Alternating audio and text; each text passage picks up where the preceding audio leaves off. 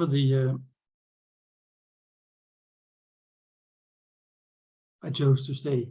Yeah. Thanks a lot for this invitation. So like Torsten said, my name is Morten Elvang, and actually I do have a bit of a history with AgilityLab. It's something that I started with a person called Kasper Wilstrup, who at the time worked in Best Brains. I was at Delta, and Kasper had this idea that it might become big, so we better become the first to start. And then I had this dream of creating one place in Copenhagen where everybody could meet. And I realized the hard way that people don't share stuff like meetups. So I'm extremely pleased to see, Torsten, how you have continued to develop it to become like an amazing place. I'm still coming back now and then. So about tonight's topic, it's a thing I have had a lot of fun with, so I wanted to keep this in the spirit of having fun. I also happen to think it's useful, but I'll leave that judgment to you. So when we spoke, Torsten, you asked me to tell a bit about the history, how I have been getting here, and then open up the topic. So I prepared one overview of getting there, which is in my usual messy style. But even back in AgilityLab days, we had something we called the PMO Club. It was 2016, I believe. We had some meetups around portfolio management called PMO Club at the time. And it led into an activity where we had more closed networks. When I was in Nordea, we started a network among larger Danish companies talking about portfolio management. And just on and off, it's a topic I've been really interested in. And then in 2019, I was lucky to become one of the first to actually work implementing the Scaled Agile Framework, CLPM, with a large European software house, 3,000 people, 7 solution trains, and they wanted a portfolio on top of this. And it was like an amazing project. I worked for the head of strategy, and he worked very closely with the finance office and wanted to have a money view on what they were going. So there was a lot of learning coming from that. And then being where I am at Accenture, I have started to type up these experiences. I released a small book just before XP as a bit of a gimmick, but also as a written summary of my experiences. At about the same time as that materialized, I realized, well, strategy execution and strategy actually are totally intertwined, which is also something I have been talking about. And the word portfolio management, which I also mentioned in the book, is a bit off-putting. So I have been looking for a better word to use, and I think I found it. So I would say that's the open strategy. Interestingly, open strategy has a long academic tradition. So open strategy is defined by inclusion and transparency. So if you think like a Christmas tree, the normal organization, you decorate that with pockets of openness. So even if you have openness, including people to fund things, the strategy process itself remains closed. And I actually think that that's changing. So there is now a need, which is forced, for a more open strategy process, which means that we can bring all the past learnings to new utility. I also think that this is not really a choice, but it's something that organizations will be forced to do. So that's what I will be talking around. And if you ask me right now, how big do I think this is? Well, some of our competitors, I work with Accenture, but this is not what I talk about today, but some of our competitors have had a lot of success popularizing the Spotify model. I think that's a peak that's gonna wash out sooner or later. This gravity change I talk about now, I think is of a permanent nature. So I think we will see a peak with a demand and an ask from larger organizations towards more openness, simply because they need that as part of responsible conduct when it comes to governance. Okay. Does that make sense so far? And please help me spread the word. I think this is a conversation worth having in any company. And as you know, a lot of this is fractal. And every team, in my view, has a strategy. The strategy I talk about today is the one that guides investments in a portfolio. So that means it decides how you organize, how you spend your money, all of that. But actually, every team, if not every individual, in some way has a strategy, and you can use the same ideas. So anyone who remember Nokia mobile phones? I know Otto does, because you were my first visitor at Nokia Research Center back in 1998. Yeah. I had to pull the safe card and organize an internal presentation. So I know you have been there and remember. Yep. But then, Torsten, we talked about being interactive, so I thought to do that. I don't think we are too many people. What happened here? Please have a look at this slide and just tell what happened.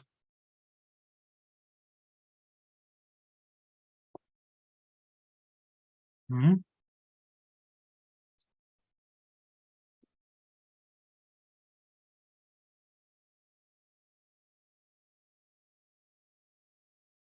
Oops. Any shots? I think it's a story that anyone living in, at least in the Nordics, has some view or know somebody with a view on the Nokia mobile phone's downfall. Mm-hmm. Oh yes, we know. Yeah. So let's not tease it too much. So my view on this is that the big thing that happened was that the company overlooked the shift in the market from operator-driven mobile phone sales to ecosystem-driven mobile phone sales, basically the rise of the application market and other things. So the phone became a platform, not the product in itself. I mean, there are other views to it, and there's more to it. But fundamentally, since the iPhone came out and even the iPod with a touch display came out around 2007 and a bit earlier, and when there was a shift towards smartphones, meaning real smartphones, there was something that the Nokia mobile phones missed out on, even if they later tried to catch up together with Microsoft. What was the consequence of missing that turn? Well, that's what we're looking at, right? So the interesting thing is that the figures from Finland, that's why I brought them, is a bit interesting, is that there's a lot of loyalty against that brand in the Finnish market. So when everybody else was on the way downwards, there was still around 2010, which is close to the year when I left myself, there was a small little peak in the uptick of the Nokia smartphones. And that's probably without remembering exactly the latest generations that came out there. So the challenge that we see, and I really hope you will stop me on the way. I don't share too much new information, but it has new utility, which is the point of my story. So these symptoms you see everywhere. I've been collecting these for 10 years or so and be perfecting them. And today I would say that the challenge that almost any larger structured bureaucratic organization has would be like this, is that there's too many things going on, too many priorities.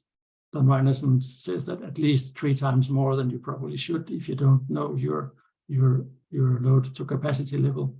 It's a little bit unclear exactly what's going on and how it contributes to the strategy. We have figures for how well do normal people know the strategy, and it's as little as 5% who actually knows and understand. So the number of people who don't know is typically above 90%. Half of corporate initiatives do not show a clear value contribution we have results on. When you ask leaders what constrained them, they are actually constrained mainly by internal messiness. And part of this equation is also that companies live shorter and shorter, and the index of people's non-well-being at work it keeps going up. So all of this, in a way, summarize a little bit to you're in a situation where you cannot act as you want to, I think would be fair to say. And so far, I haven't really met a person from that type of organization who significantly disagree with this. Is that it's a bit stifling setup, and this causes the tension where, of course, you want to act. So there's constantly new opportunity emerging, and if nothing else, the fact that you can't act put you at risk of becoming someone else's lunch. The fact that you can't respond timely means that somebody might run away with your business. And increasingly, there is this need to swiftly and firmly move people from working on one thing to moving on another to respond to the changes coming towards you. There's some noise on the line. Is it coming from me, or someone maybe should unmute? So the thing is that then this is a tension, and it's also a bit of a confusion, because while this is brutally clear to everyone, what to do about it is not so clear. And that's basically what I talk about. If you're familiar with the Kinefin model, this is a healthy state. It's called confused, at least in some of the not newest, but more recent models. And I still like to think of the middle point like that. So here's a figure. There's an increased expectations for companies to do better. It's called environment, social governance, ESG as a concept. And this is just a picture I pulled from the internet of what's the demand of information on ESG, meaning people's interest in this. And while it's not a proof, at least it's an indicator. So you can see the demand for good conduct from organizations have skyrocketed in the past few years. I don't think this is the main power. I think this is the main power. So from the CEO of my company, her presentation in Davos earlier this year, World Economic Forum, she talked about total enterprise reinvention and pulled some of our internal numbers. And actually, I haven't been able to find them inside, so I know as much as you do on this. But we have something called a disruption index, and it's measured over a 5-year period. So from 2011 to 2016, the disruption index went up 4%. In the next 5 years, it went up by 200%. So like a factor 50 more period to period. And of course, I'm not unaware that 4% is quite low and 200 is quite low, big. So when you divide those, you get a relatively big number. But I think also, actually, I have never met anyone who would disagree when you say that complexity is increasing. There is more VUCA in the world. So what does that mean? Well, it means that there is a demand coming from these two forces, the disruption or turbulence, as I call it here, and the ESG. And the demand is a bit on the gray box. So as a leader today, if something happens and you miss out, but you truly didn't know or see it coming, and then you might get away with it. It might be okay. Things like COVID is understandable. Of course, you could be more or less proactive, but really it's something that very, very few, if any at all, had seen coming. But then on the second line, that if you know or had a reasonable chance of knowing something that lead you to make a wrong decision, or could have prevented you from making a wrong decision, let me be precise, then you're in trouble when called out, and you will have to bear the consequences. So what used to be the case is that you could probably afford to run some operational risks, and you could probably get away with it, like blowing up 50,000-year-old cultural heritage in the deserts of Australia because there are precious metals in the near vicinity. Today, you don't get along with stuff like that. There's a much harsher consequence. And there's a lot of these cases out. So I guess some of you are Danish, so you know the case from Herlufsholm. I picked that for another presentation, but there's a very specific timing around the time when it was revealed that the students were not having a very healthy culture, and it's been sugar wrapped for a number of years. The headmaster of Herlufsholm went to the press and said, "I want to be part of the future," roughly at the same time when the board was sacking him, and actually later the board had to go too. Then there's the zoo in Copenhagen, almost like a similar story, where I don't really know where it is at the moment. I have been reading the press in the last few days, but the head of the board is having a rough time trying to defend why he didn't react on clear evidence that the CEO of the zoo, or at least the leader of the zoo, was not treating people well. Then Nokta we already talked about. We have a lot of examples of organizations rationalizing with the true and actually deliberate fraud. There's some huge international cases as well around the Enron, I think, is one case. We have more cases. I already mentioned Rio Tinto. Rockwool, who is now providing insulation for Russian submarines, is not crazy popular in the Danish market. And then you have the whole greenwashing thing. What is greenwashing?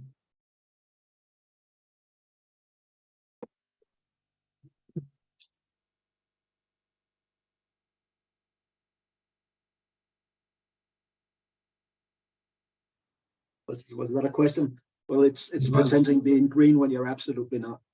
Yeah, exactly. So that's also fiddling with the truth. Go ahead, please. Yeah,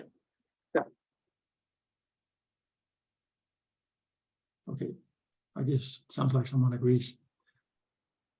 And one of I think this is the best book of the year. Seriously, I don't agree with how it's brought to utility, but as a piece of work, it's rare you see something like this. So Ben Flubia, who has been doing research in mega projects for years and years and years, now deliberated together with Dan Gardner. So if you're looking for a birthday present for yourself, you should definitely pick this one up. But what he says in his research, not sure if it's mentioned exactly in the book, is that we tend to underestimate the impact of things going wrong when they do go wrong. So by analogy, we simply overlook the consequence of not guarding ourselves against the potential risks of overruns. So what he basically says is that leaders unaware of what he calls a fat tail distribution, and I'll explain a bit more about that. Jan, I think you're unmuted. Yeah. Muted. So let me just give an example of what is this fat tail. So there's a wonderful table in the end of the book where he talks about different types of projects. ICT projects is number 5 on the list of the baddies, but in terms of overrun, it's the worst. So it has the thickest fat tail. So what Flubia and Gardner says is that of the many big projects, and we really talk mega projects, that's what they talk about, 80% of ICT projects are within less than a 50% overrun. But if you get out of that category into the remaining 20%, and I have simplified the numbers a bit, then for that remaining 20%, the average overrun is 500%. So that is what he calls the fat tail. So it's not like a normal distribution where the consequences get less and less and less as you go to the edge. Here, the edge lives its whole own life, and you really don't want to get there. And just for the record, there is no upper limit to how bad it can go. So you really want to stay away from that, which is an avoidance strategy. And if you don't manage, again, you suffer the consequences, like it's not fun for people, money is lost, people lose their careers on this, and even companies go bankrupt. This is a game which has grown on me, so I'm practicing, and I'll mention later with Iben Stjerne from the Danish Technical University. We are working together, and I will also talk a bit about what she brought in as to our joint work. But I wanted to, but it's okay if you don't want to do it, then that's fine. But when we give our presentations, we play the saddest act, which is known from Notting Hill. One brownie left, who gets it?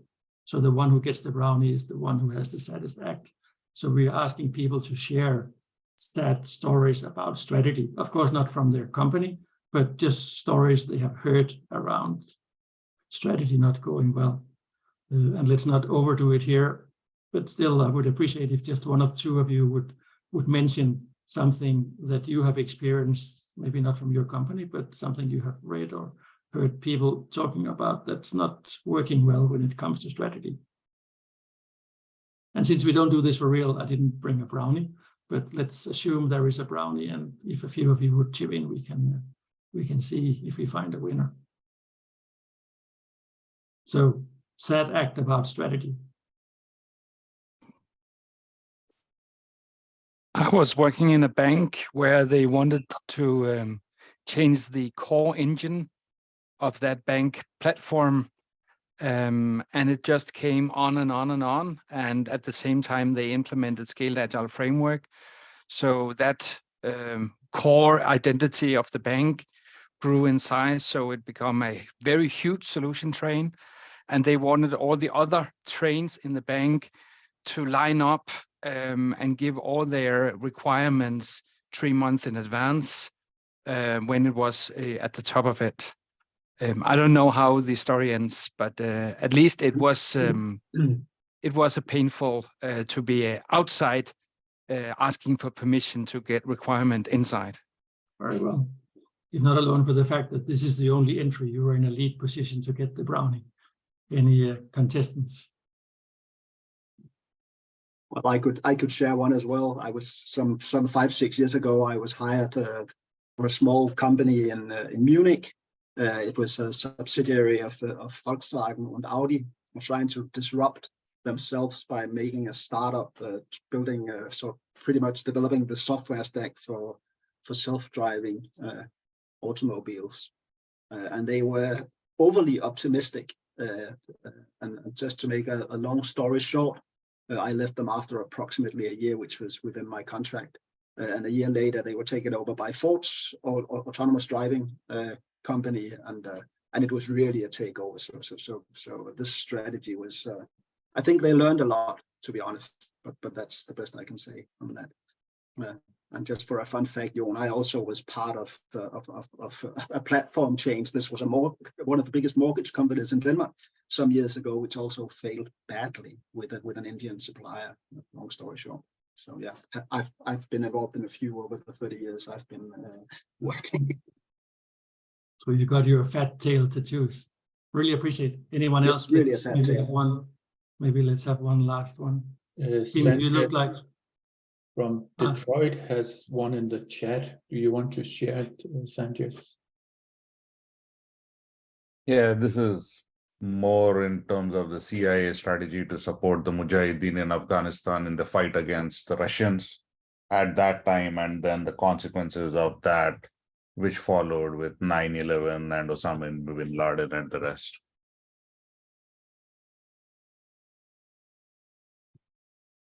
I think you win the brownie. Harder than brownie. I was just going to say most companies don't have strategy. I spent a lot of time working with them to understand the importance of actually having a strategy versus just randomly doing things. That's for sure. No, that's a really good point. And what actually comes out on this one is that there is a pattern in the stories that people share, which is appreciated. And I'm going to type it up at some point in time. So it's like you say, Kim, there is no strategy, or there is a strategy that's not being followed, or there is a strategy process that gets wavered off because the senior leadership team know better, or, it all sorts and shapes and variation. And I forgot to make this point on the previous slide. So basically what this indicates is that even if, when you think about it, your strategy should be your most important steering element, not in a controlled way, but as a guiding thing to show you if you're going in the right direction or not. It seems to be very weakly connected with reality, and there seems to be very, very little steer in it in some organizations. And then, of course, amazingly, a lot of organizations thrive really well. So there is some crowd intelligence, or sometimes I talk about the black market for common sense, which you shouldn't underestimate. The challenge comes when you want to do the orchestrated shifts from doing one thing to do another. If you lack the steer, you would stumble in the process of doing those shifts effectively. You would just add more to the equation. So here's and it's a bit of a repeat, still working on crafting this, but here's probably the central statement about what we have seen is that there is a wave of new forces coming. The disruption, turbulence, the demand for a higher level of conduct in organizations that demands more openness for a number of reasons. So this is not a process of democracy, which is a common misunderstanding. It's not because we love agile or change, but it really is because we can no longer afford the risks of not having the openness needed to make the information pass through. And the consequences also already mentioned, but it basically means that people and families suffer, money is lost, and if nothing else, that's something that can really make shareholders unhappy. So what's not to do? And this is where Eben came in. She worked 18 months with a large organization as an ethnographist or anthropologist, trying to figure out what's going on with strategy. And I'll just make the case a little bit simple here. She tells it much better than me, but I think I'm getting the point now. So it's an 18-month process. It starts just after there has been sort of a bit of a despair in the organization among senior leadership, realizing that they would never be able to be successful with their current strategy execution. So they make a shift to agile, which is what this story is about. And actually things go really well. They start to see a lot of things being released for the customers, and the customers are happy. And basically customer-facing people are having a blast, even doing much more than what was originally intended. making the customers, you can say, happier than planned. And the balloons symbolize all the great things that were done compared to later. But then there is a bit of a clashback, is that people in management position feel a loss of power. They are worried that it's too much on customer happiness here and now and too little on the strategy. And there is a bit of a power struggle. And the way the story goes and the way Eben tells it is that it ends as a compromise, that the teams and the leaders agree 50-50, 50% for the strategy, 50% for the customer. And while that's a perfectly valid guardrail, it's not supposed to be a politically brokered deal. And also there was a lot of black market common sense around this, meaning that there were ways of starting with this as a strategic thing. And if you didn't get it that way, you could just do it as a customer thing. So I question how effective it was. The real question is, was this drama necessary? And it's a rhetoric question, so we would say no. So what we see here is actually a forced change that was resisted instead of embraced. So why have this happened through the back door when it's probably something that's an inevitable change anyway? Does that make sense? Anyone who has seen something similar, the battle across the dance floor?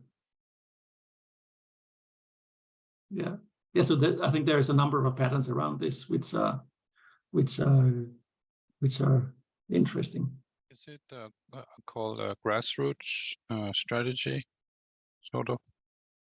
Yeah, you could call it that. So I rarely see people being successful with a grassroots approach, because it always, at least in larger, more complex organizations, it always hits the glass ceiling, which is what we are talking about here. I'll come back to that. It's actually the biggest reason why this is not happening more smoothly. So then a few words, what is open strategy? The why we already talked about. So what is it? And this is where we are at the moment, still working on the formulation.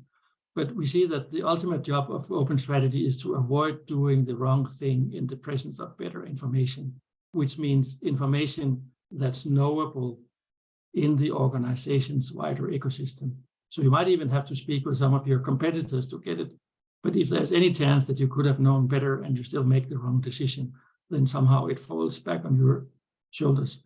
This is not risk avoidance. So we still want to be able to make brave decisions, however, doing so while keeping options open.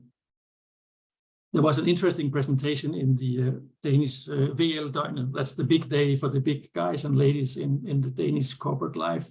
They meet once a year. It's a videotape, so I wasn't there. I could watch it a few days after. And there was a Danish business professor who said that in a survey they made, they found out that 50% of all leaders disagreed with the strategy they were responsible for implementing. And he declared that we have to stop with this. I don't remember exactly the words, but his point was that from now on, we actually need to agree on the strategy so that we can implement it. In many ways, that's a wrong signal to send. So my take is that 50% of those CEOs were unhappy because the strategy was politically biased. The other half, the 25%, would probably have healthy disagreement, that they would say, well, yes, let's go with this for now, but I have this thing I'm watching out for, and if anything is changing there, we are going to flip on a plate and do something else. So the thing is that the disagreement actually gives the steer the tension that you need to be able to decide if you go a little bit more this way or a little bit more that way. Morten, we have a question from Otto. Oh, yes. Otto, you need to unmute. I muted you before because there was some noise. Lower left corner.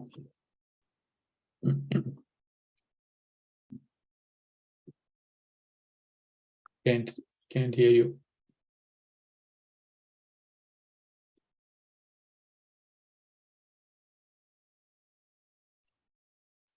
Here we go. Can you hear me now? Yes. Yes. Great. Morten, one of the part of the title of your talk tonight was connected to the model of Cynefin, which is, of course, my favorite. And until now, you haven't mentioned anything about where Cynefin fits in with your other thoughts. Could you please elaborate on that one, or is that reserved for later? It's the perfect time to ask.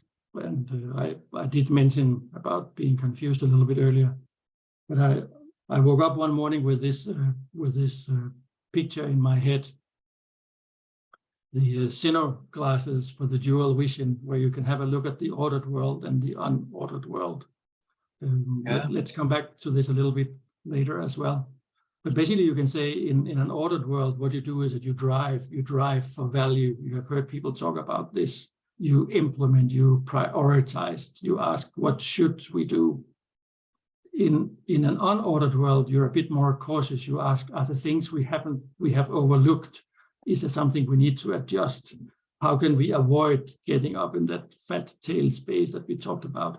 So it actually becomes a strategy of avoidance more than a strategy of driving. And this is a duality. So it's not only one or the other, but they gotta coexist. Just today, we had the Guild Fest where I presented on the same thing, and someone there mentioned that there's only one question you gotta ask: how can you deliver the value? And I reminded there's actually two questions you gotta ask: how can you deliver the value and avoid getting caught up in the fat tail scenario? So those two questions together.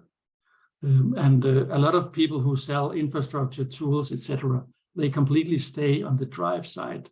And people in the community talks about an over-structured approach, or even pseudo-certain approach, promising more than it can deliver. So defining open strategy, just wanted to flash this at you, at least one, is that it actually has two elements where we have extended the classical definition. So the classical definition from research is inclusion and transparency. We added that before you get going on that, you need to unmess yourself a little bit to the numbers I presented earlier with overload and lack of clarity and all of that. I think of it as a defragmentation process. And then the adaptability is also important. So why be transparent and inclusive if there is no fitting what you do to what you actually learn from that process? So then a bit into to what can you do about it? Meaning, like, what does this actually mean in practice? And this is where good old techniques gets to new utility. In Kinevin, that Otto just talked about, Dave Snowden talks about one of the complex techniques, rather than scaling to reach scale, you actually decompose and recombine and reach scale by repurposing things that you have been doing for other reasons. The word acceptation is one that's used. And I did that exercise with the strategy execution questions. Just before we go there, to remind people, what is strategy execution? Well, strategy execution is delivering your strategy. It's organizational portfolio management. It's about optimizing value, minimizing risk. It includes all money and all activities you do under this strategy. So if we look at those questions, you can break them down a bit like this, and I will not tease it out. You can read up on it in the link I have. The point is that if you can bring things down to its fundamentals, for example, do we have the right objectives, or are load, spend, and risk reasonably balanced? The question number 5, and the more dynamic questions: do we still want what we are getting? Number 6 and number 8. The whole thing actually being more of a reconciliation, which is a thing for the unwanted place. You are asking, are we happy with what we got? Here I put it as, can you sleep at night? Or is there something that nags you that you got to correct? So if you go with these questions, you can then build them up again into 3 collaborations that I have seen being useful. So I've actually been working with this for a number of times. And again, the point is not whether this is working or not. The point is that this has new power now when the world is getting more turbulent, etc. So 3 collaborations. One is, where are we heading? The clarity of intent, that people agree on the direction we are going in, or change it so that they agree, especially in the near term. The fitness for the purpose is, do you have the muscle to deliver that strategy or that intent? Can the teams carry the weight of your strategy? Can you carry it? Do you got what it takes? Which is a big conversation. And then finally, the dynamic conversation, which I have called delivery alignment for historic reasons, which is really the dance between the intents and the contributions. if what you are getting is what you want or if you need to change something.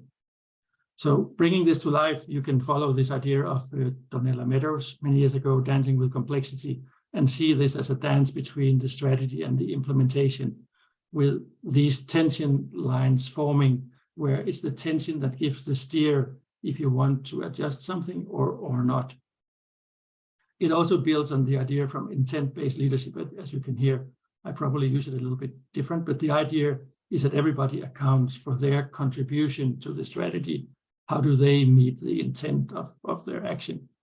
And this you can organize in this type of conversation, where you ask all the contributing parties to basically tell the story of their contribution in a number of different levels. How are the objectives understood? What does that mean for your roadmap? What does it mean for your actual delivery? Anything else you need to know? And the whole thing becomes a bit like a PI planning, except it's not about the planning. It's about the reconciliation, about whether things fit or not. There's one very important thing here, which I wanted to go back and mention, which is the idea of bring no surprises. So this conversation only works if everybody come as well prepared as possible, meaning that no surprises for anyone intended, but that actually creates the sharp perspective in which you can really see if things are adding up and not. And the whole thing works quite amazing. I have done it a number of times. Jeg tror du godt, du kan starte. I think Otto is unintentionally unmuted. So the thing that I took away is in the middle, and you will know this if you have ever done a safe PI planning, that quite often people come out of this say, wow, this is a super good experience. I never had such a good overview. And you get exactly the same impact when you do this delivery alignment day, is that a lot of people remember who has been struggling for access to the decision makers, who have been struggling to get a view on where we are heading, actually experience this as one of the best overviews that they have ever had. So the way the dynamics go, not as a recipe, but more as a set of stepping stones, is that you start by unmessing yourself a bit. Quite often when you compare what you do to the eye of the strategy, as I like to call it, you can de-scope some activities. Remember that the world figure for initiative not carrying clear value is 50%. So in many ways, 20% is actually quite conservative. You work towards having the first delivery alignment conversation as fast as possible. And then in the period following, you actually continue with the defragmentation, the unmessing, consolidating the clarity of intent, collaboration, consolidating the fitness for purpose consolidation. Working, balancing load to capacity is a big thing of this, and that belongs to the fitness conversation. Two things here really important. One is to work with someone who knows the twists and turns, like an experienced facilitator. And you will find, if you have people in the organization who are familiar with the executive level agile complex facilitation, they actually kind of get this and they can help you. You're always otherwise welcome to reach out for a cup of coffee, always happy to do that. And the second thing is about the sponsorship, because this is really sort of a fundamental change to the power structure in the organization. And I tried to illustrate it like this based on a conversation with a colleague, is that if you look at the left-hand side, you can see the classical stacked organization with the many parallel silos. So you can almost see information going up and down, in and out, carried by people who build power from limiting access to information, the closeness. So all of that we pick up in pieces and collect one open strategy conversation for all the relevant people. And in that sense, create the openness. So that's the operating model shift that you need to make, which is a quite significant impact. So in summary, you're not asking enough questions, but we have then some time for conversation. Already went through the different bits and pieces. You can say the unmessing is important, the standing up of the collaboration and getting those going and really building on those to adjust the rest of the governance is basically how it goes. And a lot of elements are the same. We talk about repurposing, defragmenting. So you don't really need to do something new. You can do this as a tack change to what you have going.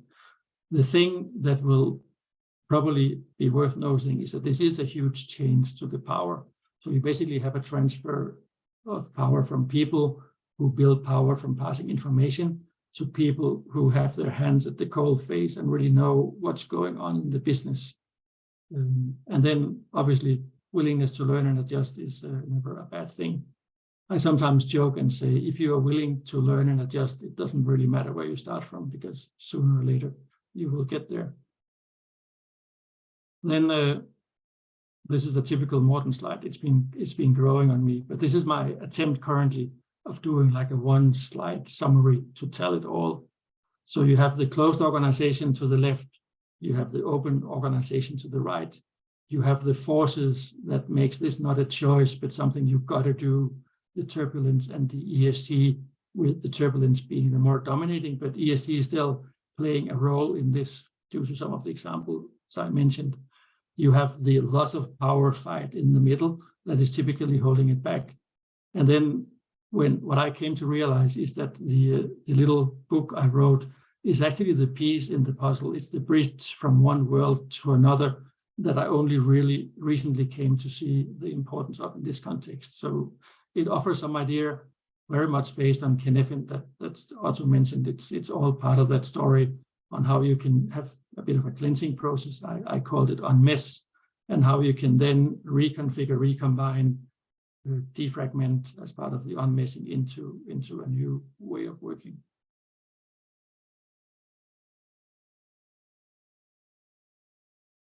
So hope to make you just a little bit curious. Hope I didn't speak too fast. But if we need to go back on anything, now is a good chance.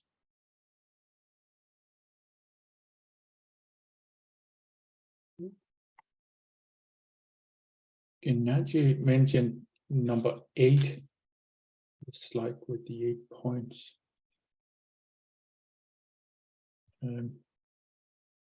Gennady, I'm not sure if I pronounce your name correctly. Would you care to comment?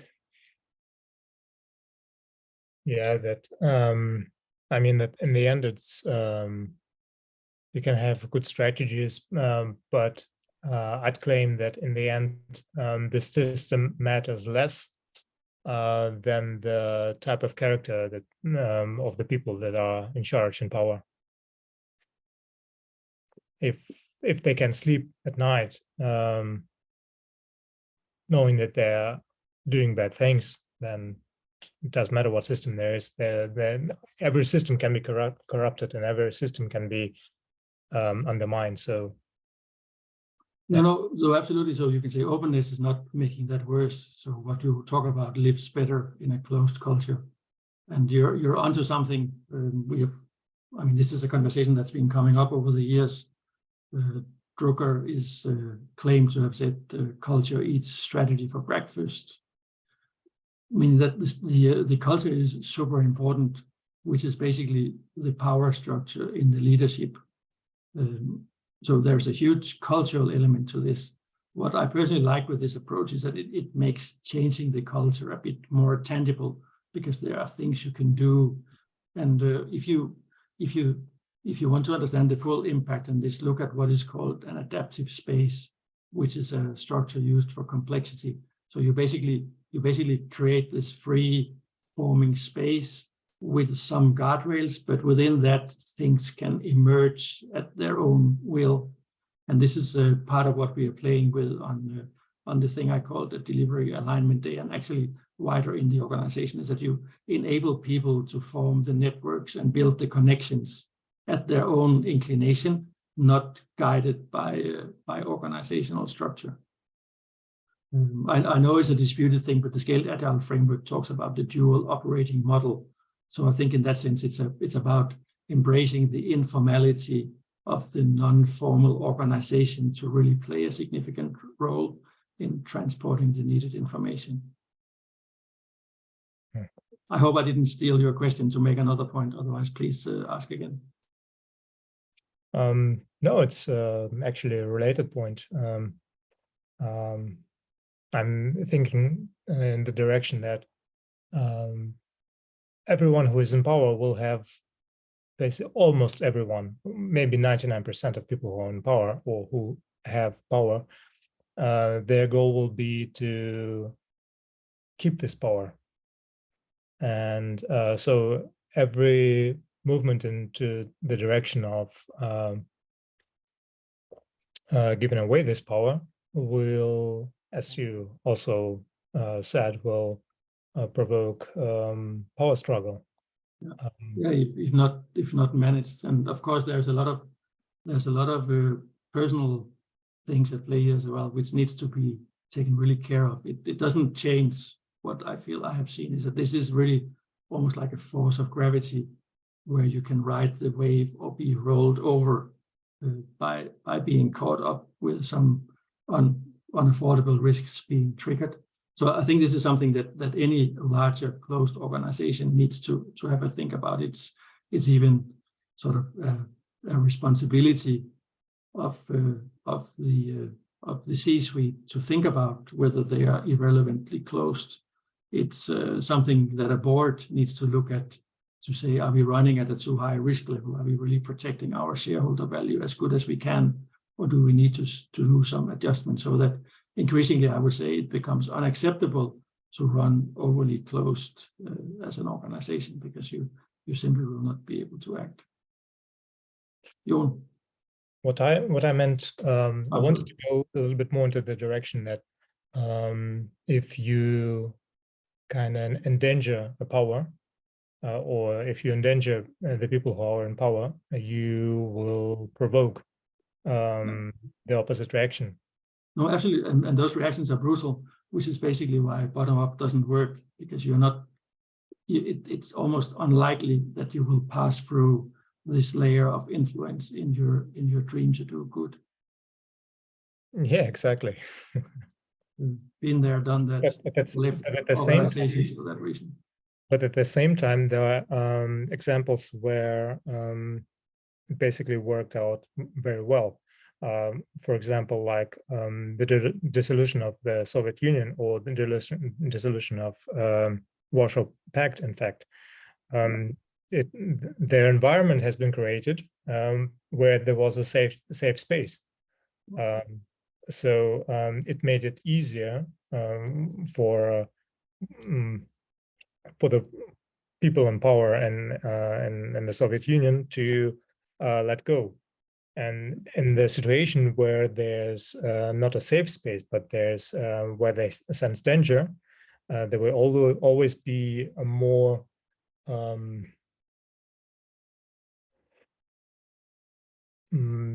there will be always be more aggressive response to it. Yeah. So well, of course, this is like a balance. Response. It's like a balance between wanting to change things, but without endangering. Well, I think you can be more direct and say that unmoderated, this can be a primal response, which tends to be brutal. My own favorite example is Christiania, the free town in Copenhagen, which was supposed to be this beautiful society, which today is dominated by motorcycle gangs and drug dealers, and completely skewed in a wrong direction. So I'm a firm believer that there needs to be some moderation, and accountability, in my view, gets stronger, not weaker, by the change I advocate. So I can again only emphasize that this is not a process of democratization, which people tend to confuse it with. It really is a shift forced by external powers that you better find a way to respond to, or you will run at a too high risk level. But I think the fact that open strategy is renowned for being a little bit exotic, hand-holding kind of thing, and the fact that it's against the prevailing power structures in the larger organizations and structures which are there for good reasons. Let's not forget that they serve the historic purpose, but probably not a future purpose. So all of that just means that it's not always a voluntary process. Jon, you've been very patient. Yeah, and the question is what we already are talking about, that the CXO brought themselves to their current position by the habits that they were trained to do. and now they need to unlearn what they learned. And what you are very much talking about here is the outer journey, is the governance that will support these leaders in order to get to a better system, a more harmonic, without less tension.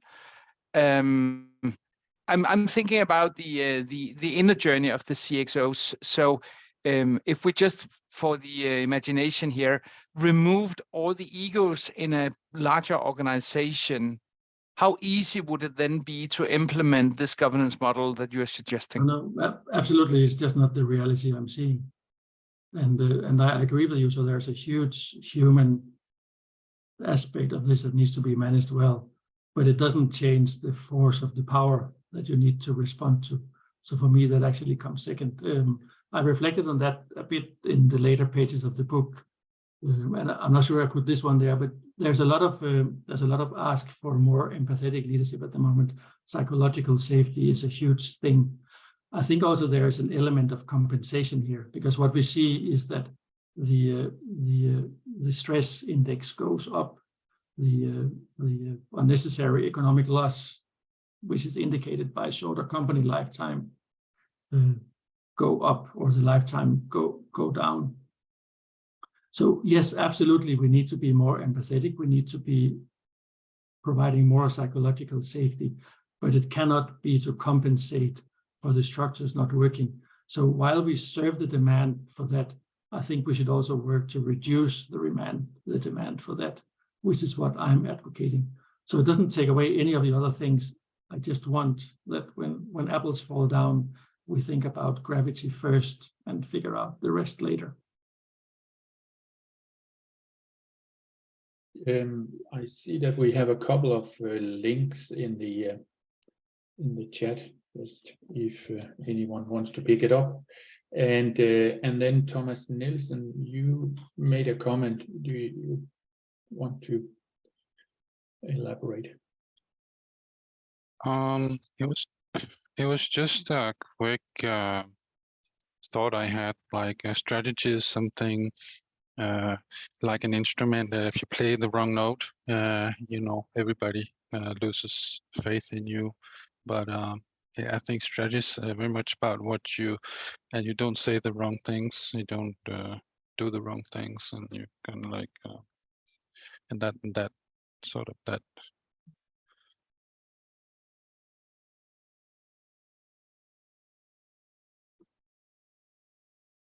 I'm not sure I follow. Yeah, that's okay. So please, was it a comment or a question?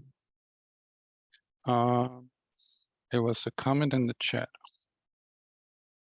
Okay, I'm not, of course I can open the chat. Okay.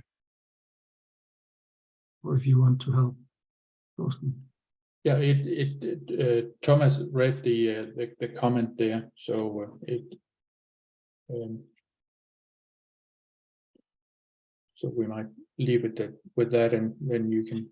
Yeah. Oh yeah. So actually quite the opposite. So what I would like to do is to create like an interlock between strategy and execution. There are writers.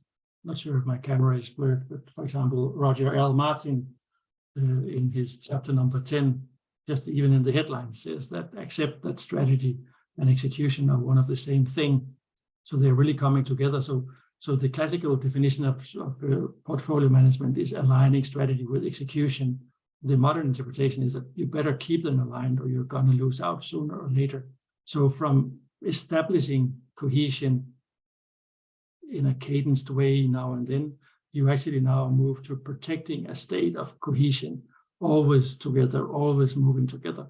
And don't be claustrophobic. It's of course not for all everything, but it's going to be integral enough that you can make these shift moves from stop focusing on this, start focusing on this in a way that you actually have the steer in the organization.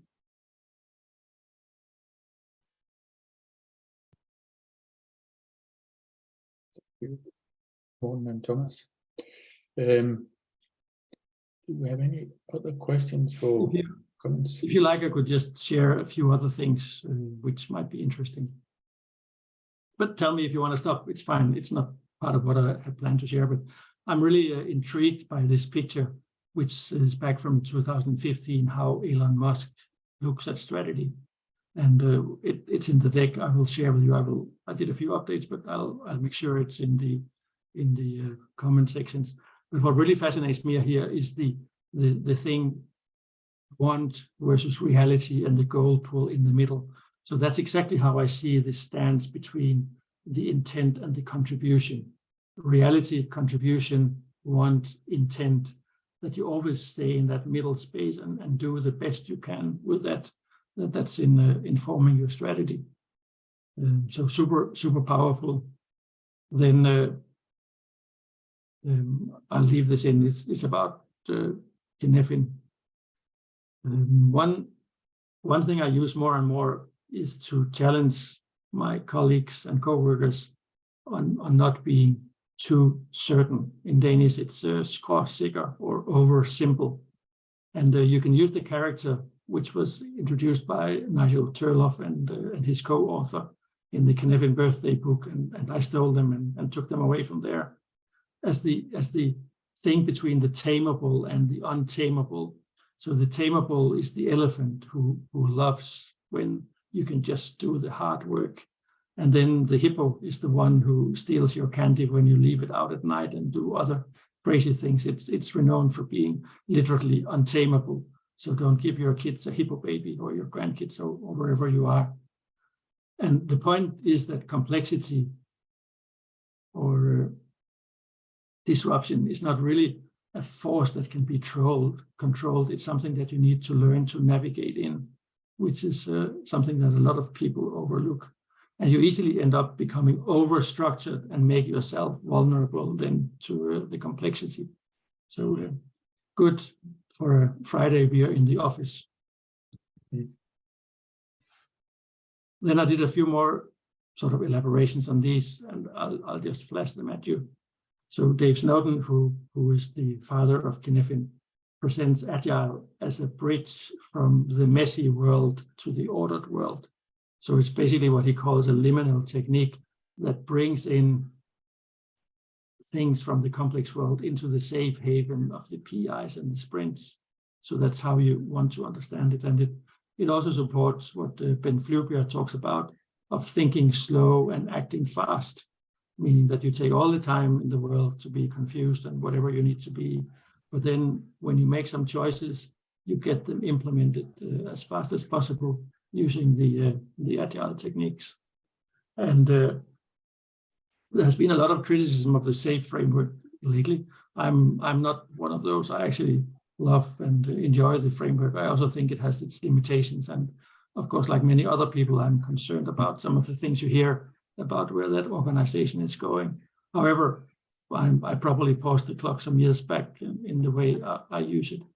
And it really is an ordered technique. I mean, no doubt about it.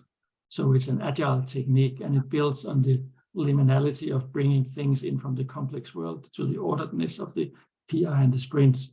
So what you can do is that you can put on these Sino glasses and start listening for what people are talking. So ordered talk is things like prioritize, maturity, North Star, value stream, operational model, value, customer. That's all ordered speak. Then on the unordered place, it's more about, you know, the fitness to endure, the approach, whether you are coherent in your approach, whether you're adjusting, if there are things you overlook, resilience, adaptive space, etc. And I might have been getting some of these words wrong, but the point is here that it's not one or the other. It's a bit like the Agile manifesto. So we really, really like order because we can get a lot of things done. And we really, really got to be ready when the hippo is out to play and break everything apart. So let's not be over-structured so we lose disproportionately when things are changing unexpectedly, but let's just be ordered enough that we have good control of what we are doing and we can change things without too much opportunity cost. Does that make sense?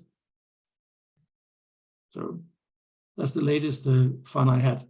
So see better to navigate, unmess or align to see better. And then there's a thing I call false complexity, because for the person who becomes surprised it doesn't really matter if the surprise could be avoided or not. A surprise is a surprise. Also referring to Christian Vantu Andersen's book about wonderful leadership, and it's a wonderful book too. So he talks about the different times, Kronos when you decide every quarter, or Kairos when you act, when you need to act, basically. So you can see those two different perceptions of time at play in the ordered and the unordered world. With this extra bonus and the tired look in your eyes, I will hand over to you, Torsten. Thanks a lot for listening in. Thank you very much, Morten, for giving us this introduction, and thank you to everyone who joined in. I see we have maybe. Yeah, I'm not busy, so if you wanna. So, but thank you everyone for joining in.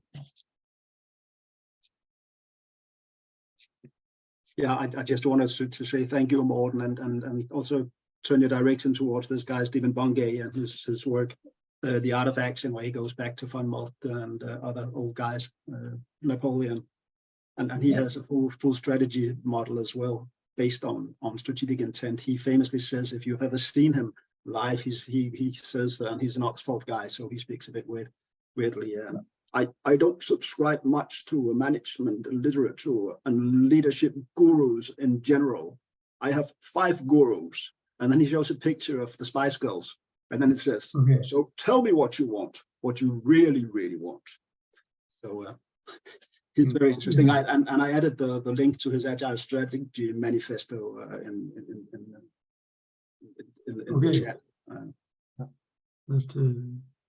Yeah, so a lot of people have mentioned his work to me, and I briefly looked at it in the Get abstract, so there are some connection. I think there's also some differences. So the process that I'm in now is to a little bit read back and honor the sources, which is something I'm not always super good at. Nope. On the other hand, I admit that most is stolen, so I'm steal and tweak. That's the business we're pretty much in, right? Yeah, exactly. But of course, it's also, I mean, I think we all agree that it is of importance to honor people's work and give it due credit. Definitely. But thanks. I really like the concept of UNMESS, because that's pretty much what I've been doing, and my partners as well for a number of years. And I also share your lack of hating SAFe, because I think SAFe has a lot of merits to it, especially the LPM part and the vertical feedback structure, where you can actually get alignment between strategies and operations. Well, I think so. When SAFe came out in 2019, and I know there was a prehistory to that, I think it was clearly sort of innovating the market. It's still the best publicly accessible reference I have for lean portfolio management. I also think it lost its time a little bit, so it plays too much on structure. It plays too much. I put a picture of Maradona there, the hand of God, which is not something I invented, but that's what he talked about. That I have, just like I play with Pelle and Vilma, I have fun looking for the crystal ball that gives you the truth. So a lot of these techniques actually flounder when you don't have a fixed future value that you can aim towards. So when the future value becomes open, a lot of the prioritization techniques collapses a little bit. Yeah, and you can't get the autonomy if you don't have the alignment. No, exactly. So autonomy needs to be within certain guardrails, and the best technique I know for autonomy is the technique I describe in the book, which basically says that so I call it investment areas. Others would call it value streams, but I don't think it needs to have the structure of a value stream. So you basically offer objectives that people have helped formulate, and then you offer money, which is typically people, to get things done. And then that entity, which I call the investment area, has the full accountability to do good with that money without making ill to others in the process. So it needs to be sustainably. And I don't know any more extensive way of expressing autonomy in a structured setting than that. No. Product teams. So well, product actually, if you think about it, is wrong-footing you, because your value, your customer, your product can change overnight. So it's a vertical silo, one of my colleagues called it.